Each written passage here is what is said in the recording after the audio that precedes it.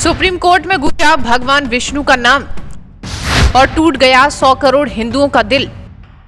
भगवान से कहिए वे खुद इस मामले में कुछ करें। सीजेआई। देश के सर्वोच्च न्यायालय में वो पल आया जिसने आस्था की नींव हिलाकर रख दी। ऐसा लगने लगा कि देश का सर्वोच्च न्यायालय हिंदू विरोधी फोबिया में सम्मिलित हो गया है। याचिका थी मध्य प्रदेश के खजुराहो स्थित जावरी मंदिर में भगवान विष्णु की खंडित प्रतिमा को पुनर्जीवित करने की। श्रद्धालुओं का कहना था कि ये प्रतिमा मुगल कालीन आक्रमण में क्षतिग्रस्त हो गई थी और सदियों से टूटी हुई हालत में गर्भगृह में पड़ी है। इसका जीर्णोद्धार करवाया जाए। लेकिन जब वकील ने अदालत से ये गुहार लगाई तो मुख्य न्यायाधीश BR गवई ने टका सा जवाब दिया, अगर आप विष्णु के बड़े भक्त हैं तो जाइए उन्हीं से प्रार्थना कीजिए। ये पुरातात्विक स्थल है, कोई भी बदलाव ASI की अनुमति के बिना संभव नहीं है। बस यही टिप्पणी आग बनकर फैली और करोड़ों हिंदुओं की भावनाएं आहत हो गईं। अब सवाल ये उठ खड़ा हुआ है कि अगर कोर्ट को याचिका खारिज ही करनी थी तो आस्था पर ऐसा कटाक्ष क्यों किया गया। हमारे देश के मुख्य न्यायाधीश श्री BR गवई जी ने आज भगवान विष्णु पर की गई टिप्पणियों पर अपनी सफाई दी और उन्होंने ये कहा कि सोशल मीडिया पर कुछ बातें चल रही हैं और वह सभी धर्मों का सम्मान करते हैं। हम भी यही चाहते हैं कि हमारे देश के सर्वोच्च न्यायालय के सर्वोच्च पद पर बैठे हुए व्यक्ति को सभी धर्मों का सम्मान करना चाहिए। परंतु सवाल आज भी है कि क्या हमारे देश के मुख्य न्यायाधीश जी ने भगवान विष्णु के लिए जो बातें न्यूज़ रिपोर्ट्स के द्वारा सामने आई वो नहीं कही थी, या वो बातें वो मानते हैं कि वो सही थी और किसी को आघात पहुंचाने वाली नहीं थी। अगर ऐसा था तो मैं उनकी सफाई से संतुष्ट नहीं हूं और मेरे जैसे करोड़ों ऐसे हिंदू धर्म को मानने वाले लोग, भगवान विष्णु में आस्था रखने वाले लोग भी इस बात से संतुष्ट नहीं होंगे। मैं अपने पत्र द्वारा माननीय मुख्य न्यायाधीश को यह आग्रह कर चुका हूं कि उनको सामने आकर अपने शब्दों को वापस लेना चाहिए और सनातन और भगवान विष्णु को मानने वाले लोगों से माफी मांगनी चाहिए। अब जनता के मन में सवाल उठते हैं कि ज्ञानवापी मामला, इलाहाबाद हाई कोर्ट ने शिवलिंग की वैज्ञानिक जांच के आदेश दिए लेकिन सुप्रीम कोर्ट ने रोक लगा दी। आखिर जांच से ऐसी क्या दिक्कत थी। वक्फ बोर्ड कानून, महीनों बहस, लंबी सुनवाई, कपिल सिब्बल की दलीलें सुनी जाती हैं लेकिन मंदिरों पर हुए अत्याचारों की याचिकाएं मिनटों में खारिज। आखिर ऐसा क्यों। उत्तराखंड की मासूम 7 साल की बच्ची से दुष्कर्म हत्या का मामला, हाईकोर्ट ने फांसी दी लेकिन सुप्रीम कोर्ट ने आरोपी को बरी कर दिया। जनता सड़कों पर उतर आई। आखिर क्यों, ये कैसा कानून है। सवाल और भी गंभीर जब हो जाते हैं तब धर्मांतरण विरोधी कानून पर सुप्रीम कोर्ट सुनवाई का समय निकाल लेता है। राष्ट्रपति और राज्यपाल के अधिकारों पर भी कोर्ट समीक्षा करता है, लेकिन जब बात मंदिरों और आस्था की जाती है तो क्यों दिखती है ये उदासीनता। अब लोग पूछ रहे हैं क्या मंदिरों पर हुए ऐतिहासिक अन्याय की सुनवाई को न्यायालय में कोई जगह नहीं है। आज देश के CJI सामने आए और भगवान विष्णु पर की गई टिप्पणी पर कहा कि वे सभी धर्मों का सम्मान करते हैं। सोशल मीडिया का नाम लेकर मामले को दबाने की कोशिश की गई। प्रभु विष्णु को लेकर उपहासजनक और आपत्तिजनक कुछ टिप्पणियां की गई जिसको लेकर हमारे देश का हर सनातनी और वह हर व्यक्ति जो देश के संविधान में विश्वास रखता है आहत है।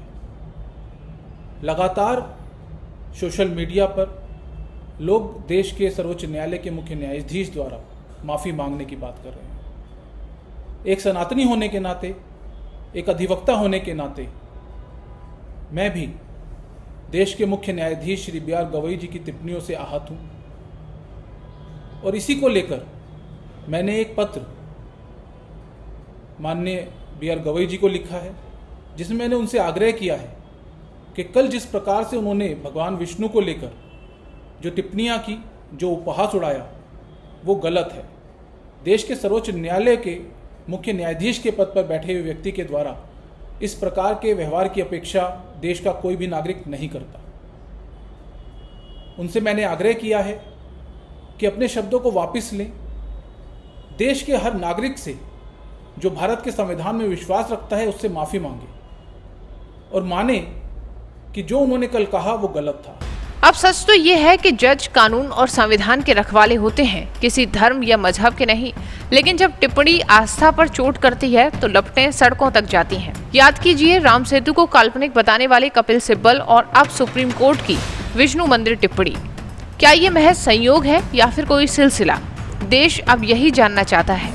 अगर न्याय के तराजू से आस्था का बोझ हल्का कर दिया जाए तो करोड़ों भक्तों की आंखों में आंसू और सवाल दोनों बढ़ते रहेंगे। जनता का गुस्सा और सवाल अब उभर कर आ रहे हैं। संविधान का अनुच्छेद 25 पूजा का अधिकार देता है, तो क्या ये टिप्पणी उस अधिकार का हनन है? क्या हिंदू आस्था हमेशा सॉफ्ट टारगेट रहेगी? अगर ये कहा गया होता जाइए अल्लाह से कहिए या यीशु से प्रार्थना कीजिए, तो क्या तूफान खड़ा नहीं होता? कानूनी विशेषज्ञ मानते हैं कि फैसला तकनीकी दृष्टि से सही हो सकता है, लेकिन भाषा और लहजा संयमित होना चाहिए था। वैकल्पिक पूजा स्थल का सुझाव विष्णु भक्तों को व्यंग जैसा लगा। सोशल मीडिया पर यही सवाल गूंज रहा है, क्या सुप्रीम कोर्ट सिर्फ कानून का रखवाला है या आस्था का मजाक उड़ाने का भी मंच है? इस पर सोशल मीडिया पर जमकर बहस छिड़ी है। इसमें सोशल मीडिया यूजर अपने बयान देते हुए नजर आ रहे हैं। एक सोशल मीडिया यूजर सनातनी रिद्धि ने लिखा कि जज साहब, जिनकी अदालत में गीता की कस्में खाई जाती हैं, उसी गीता का ज्ञान देने वाले श्री हरि विष्णु को मानना गुनाह है क्या? शर्म आनी चाहिए ऐसे लोगों को। #गवार गवई हिंदू विरोधी। वकील विनीत जिंदल ने राष्ट्रपति को पत्र लिखकर सीजीआई से माफी की मांग की। हजारों लोग सोशल मीडिया पर लिख रहे हैं, go and ask your Lord Vishnu. टिप्पणी अपमान है। कुछ लोग कह रहे हैं अगर याचिका में दम ना हो तो खारिज कर दीजिए, लेकिन आस्था पर चोट क्यों?